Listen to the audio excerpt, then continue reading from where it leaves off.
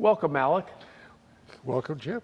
Good to see you. We've got the little black car that was Dr. Gotti's that was part of our Restoration Challenge 22 for Porsche Cars North America with us. And I can't keep my eyes off this car. I love it every time I look at it. And what's your favorite memory of this car? Well, what a great story you have. I mean, this goes all the way back to you and selling the car to the person who's had it all these years and then bringing it back. A little bit about that. That was the most interesting part of it for me. Well, you know what? We just bought a car for the 23 Restoration Challenge that has a similar story. We became a Porsche dealer in November of '92, and the car that we've acquired is a '93 C2, and it's a black car. And the owner of the car, Travis White, is from El Paso, Texas. I'm from El Paso, Texas. Joe Lawrence, who's the chief operating officer of Porsche Cars North America, is from El Paso, Texas. So we have a El Paso connection with our new entry. So this was all meant to be. I think it was meant to be again, just like last year. And the car we got was Travis White's very first Porsche. And he had GT2 RSs, he had Carrera GTs, he had cabriolets. And interesting, his best friend in El Paso married my sister, and they fell in love with Porsches because of Travis and me, of course. And so they had Cayenne turbos and a 911 Carrera cabriolet that they kept in their New Mexico home. And so this is a wonderful thing. Well, this was amazing to me because it was this car in the process of bringing it to be a winner, which it was. The number of people that you involved in it and the amount of enthusiasm and spirit this car brought to the dealership and way beyond it to the Porsche Club and the people of Porsche was way a magnitude well more than I expected. Yeah, I met a customer who said I was at the Porsche factory in Stuttgart doing European delivery, and there was a guy there that was doing the same thing with his family, and then they were going skiing in Switzerland. He passed on one of the original Singer contracts, at which time it was $600,000. I don't know what a Singer is today, millions or whatever, but it's like that you can't get one. I think this car is like one of the original Singers because it's original, it's got all original parts, and it's a brand new car. Well, this one was a complete restoration. Okay, I understand the rules are a little different. In the Porsche Challenge for 2023, they've divided it into 3 categories. Individualization, which would be kind of like a resto mod. Okay. You can have a restoration like we did, or they've added the individualization is a new category, and then they have preservation, which is a new category. And like last year when we competed against preservation cars and our restoration cars. So now there's 3 different categories, and our new entry, which we just inked the deal on, and we're picking up the car next week in Austin, Texas, is in the preservation category. Preservation is, to me, the most interesting. I've been a national judge with Porsche Club of America since '86, doing the preservation side of it. And what's amazing to me is these cars are in the prime of their life. They have been cared for.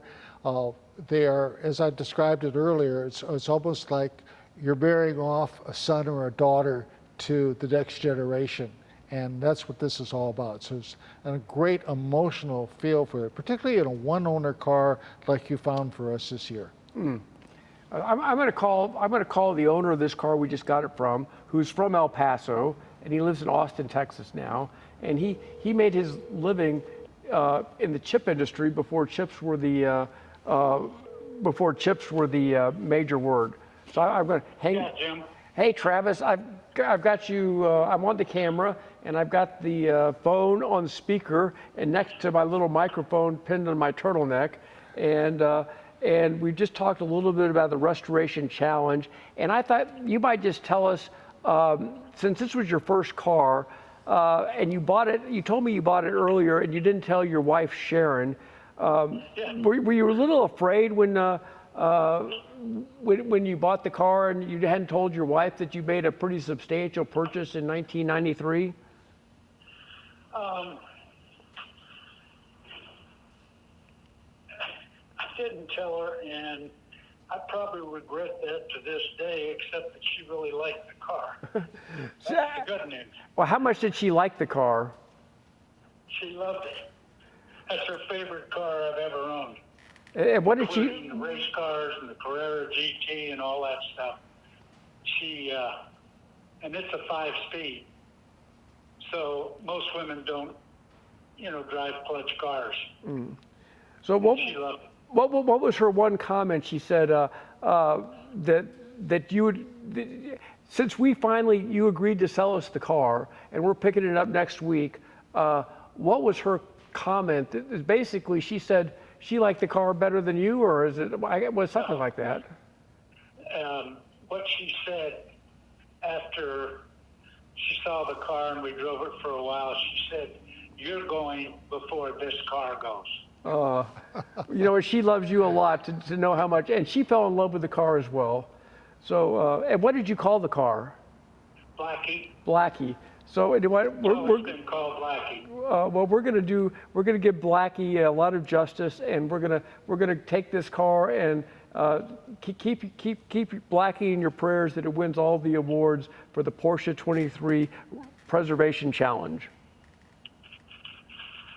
I got my fingers crossed because getting rid of all these cars, Jim, is extremely. I'm down to the emotional cars now. Okay. And the Ferrari and Blackie. Blackie's the most emotional. Ferrari looks good, but I wouldn't drive that 100 miles just because it's a Ferrari.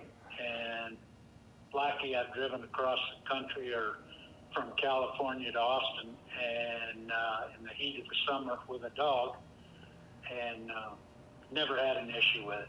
Well, It was 110 degrees outside. What I tell my customers, you can always spend a lot more money on a car than you can pay for a Porsche, but you can't get a better car. Nope. I couldn't agree more. That's why I have had so many. We can't wait to have Blackie here in Louisville, Kentucky, and with its El Paso connections. And that's surprising that all these people have an El Paso connection. It really is, because El Paso is not the garden spot of the United States. The Rio Grande flows through the mountains and separates 2 countries and 3 states. Thank you so much, and I can't wait to get Blackie here with all the papers. I wouldn't be surprised if you don't keep this car yourself, Jim. I'm keeping. It looks like I'm starting my own collection. I'll need my own warehouse. Well, I got one here. Okay. And it's pretty nice. Okie doke. Anyway, thank you very much, Travis. You bet. Bye-bye. Bye-bye. Well, what's special about this is, and I'm speaking not just for me, but for the rest of the people you involve, it's very special for what Porsche has done with these contests, because it's more than just about the car, it's about the people behind it. And that's the story that is, to me, the most interesting part of the whole process. It's fun.